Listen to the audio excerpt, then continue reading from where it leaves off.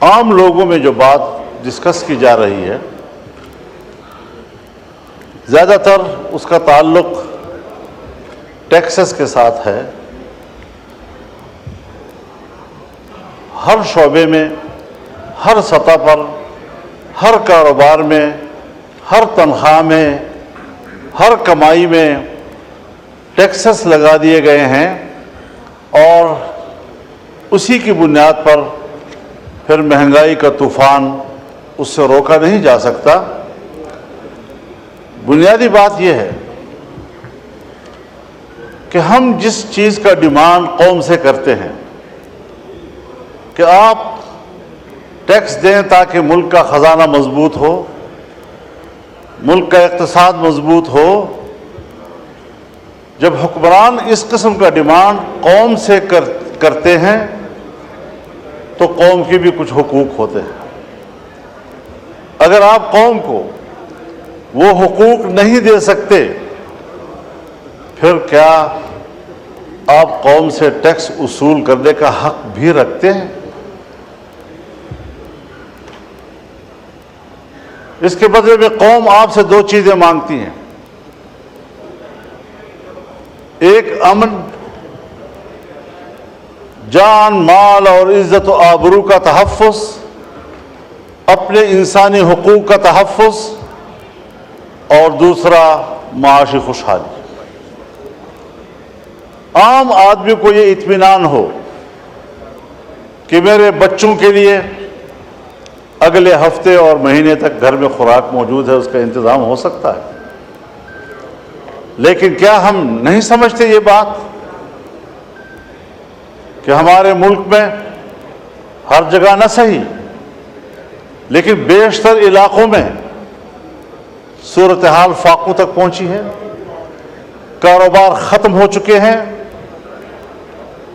اور میں تو دیکھتا ہوں ہم نے آپریشنز کیے، لوگوں کو کہا آپ گھر بار چھوڑ دیں، سوات سے لے کر وزیرستان تک تمام علاقوں کو خالی کر دیا گیا. عوام نے اپنے ملک کے اندر ہجرت کی. ہمارے وہ قبائلی خواتین جو اپنے خاص ماحول میں اور خاص کلچر کے اندر زندگی گزارتے رہے، انہیں آپ نے صحراؤں میں جا کے بٹھایا، ان کو بازاروں میں بھیک مانگنے پر آپ نے مجبور کیا، اس کے چادر کو تم نے تار تار کیا،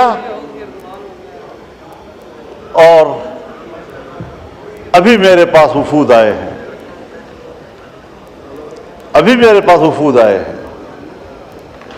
مسعود قبیلے کا وفد آیا کہ پچھلے سال ہمارے ساتھ ایک مکان اگر مکمل تباہ ہے تو 4 لاکھ روپے، اور اگر جزوی طور پر نقصان ہوا ہے تو 1,60,000 روپے. اور وہ بھی لوگوں کو پیسے نہیں دیے گئے، اس کا ٹوکن دیا گیا. وہ ٹوکن ابھی تک جیبوں میں لیے پھر رہے ہیں. ایک شخص کو ادائیگی نہیں ہو رہی. آپ بتائیں 4 لاکھ ایک مکان بنانے کے لیے، کیا 4 لاکھ پر آپ کے گھر کا غسل خانہ بھی بن سکتا ہے؟ اور آپ ان کو کہنا ہے کہ پورا گھر بنانا ہے.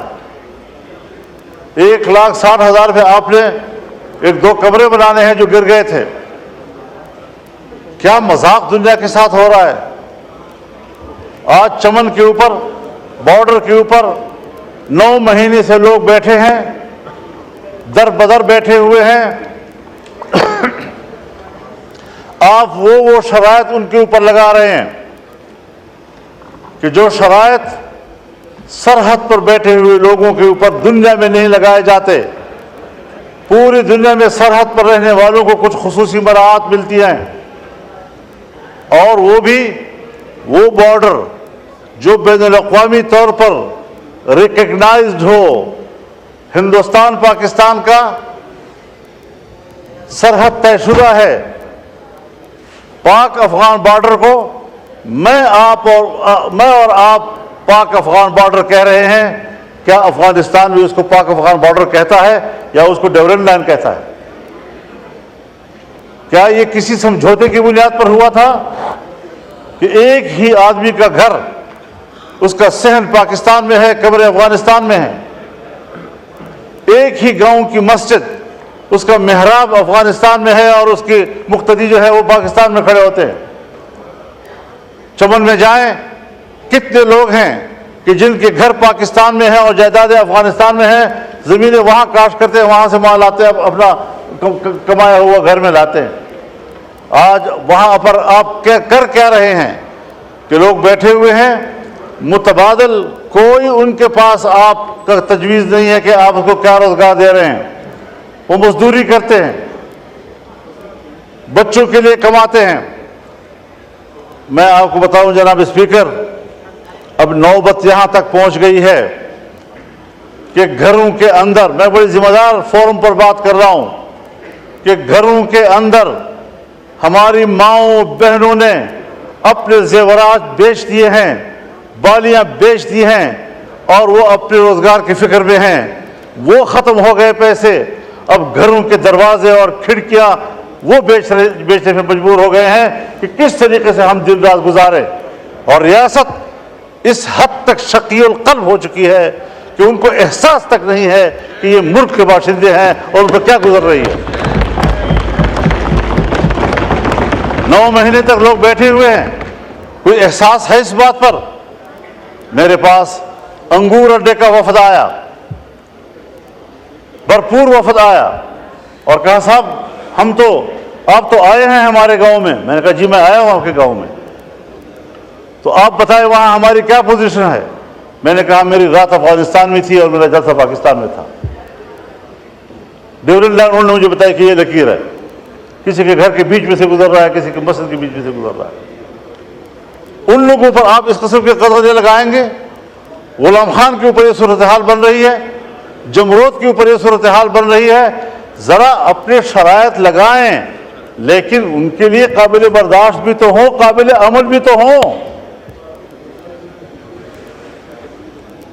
بس ملک سے وفاداری اور حب الوطنی کا دعویٰ، اس پر آپ قبضہ کر لیتے ہیں، اور جب آپ سے کوئی اختلاف رائے کرتا ہے پھر آپ ملک کے دشمن ہیں، آپ تو ملک کو کمزور کرنا چاہتے ہیں۔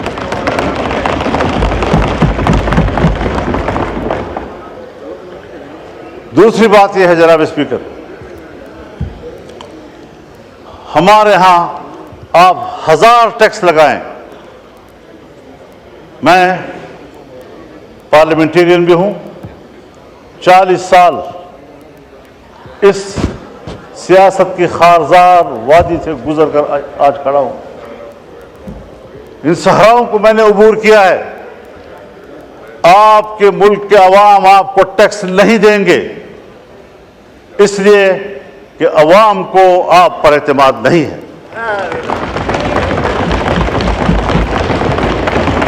اور یہ بات میں کسی ایک پارٹی کے لیے نہیں کہہ رہا ہوں۔ اگر میری حکومت ہو اور میں ٹیکس لگاؤں گا تو میرے ہوتے ہوئے بھی شاید لوگ اعتماد نہ کریں، اس لیے کہ لوگوں کو پتہ ہے کہ میرے ٹیکس وصول کر کے اس کو باہر کے قرض میں دیا جائے گا، IMF کے قرض میں دیا جائے گا، ورلڈ بینک کے قرض میں دیا جائے گا۔ جب میرا ٹیکس میرے فلاح و بہبود پہ خرچ نہیں ہوتا، مجھے کیا پڑی ہے کہ میں عالمی بینک کو بھرتا رہوں اور اپنے پیسوں سے محنت سے بھرتا رہوں۔ اور یہ آج کی ریت نہیں ہے جناب اسپیکر، یہ ہمیں ورثے میں ملی ہے۔